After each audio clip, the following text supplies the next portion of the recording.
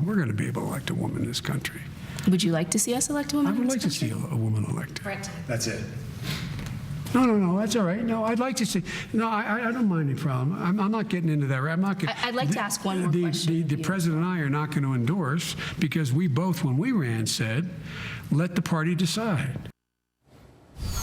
That was Vice President Joe Biden, and it sounded like an almost endorsement, certainly of Hillary Clinton. He clarified it once his representative tried to cut the interview, but it was pretty obvious where he stands if he does not get into the race. Joining me now, Kelly Riddell and Jenny Beth Martin.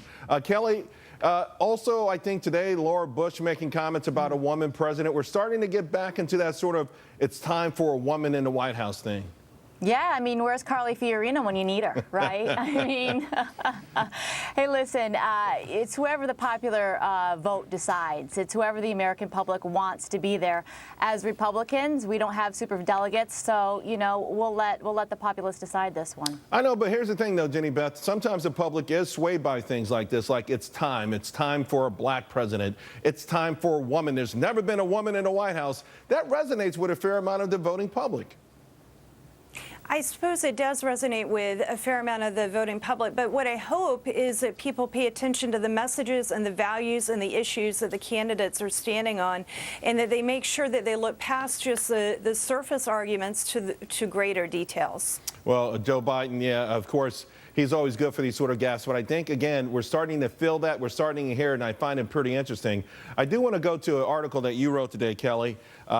You wrote that the vitriol toward Donald Trump makes it easier for Hillary Clinton to make it into the White House. You want to explain further?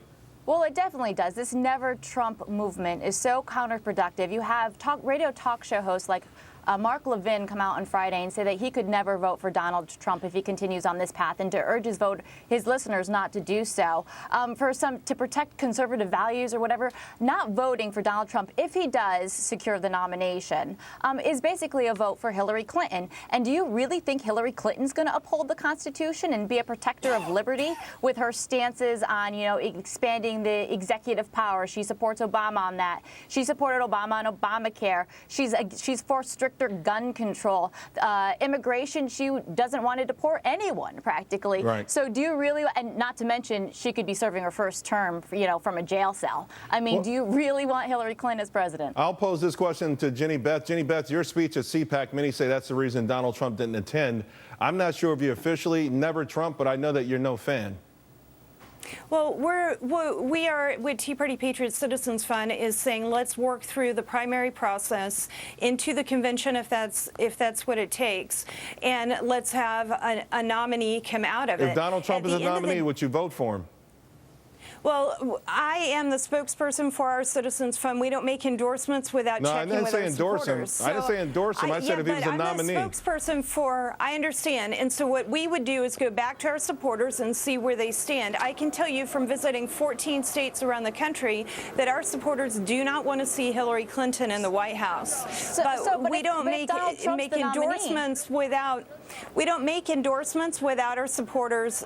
I cannot tell you what my supporters will do. Do you agree then, Jenny? Do you agree then that a no vote for Donald Trump, either abstaining from the process or writing someone in, is an actual vote for Hillary Clinton? I don't agree that it is a vote for Hillary Clinton. What I think is very important for us to realize is that before we even get to the general election, we have to get through the primary. And we still have many weeks to go in this primary process, and there are a lot of arguments to be made as to who should be the nominee. And that's where our efforts are focused. Kelly, a last word to you since you wrote the piece. Well, it sounds like Jenny Beth's hoping for like a white horse scenario here. And as Republicans, if we don't want to see our party divided, we need to go with what the popular vote tells us. Yeah, I think it's already divided, but maybe there'll be some healing as well. Thanks a lot, ladies. Really appreciate it.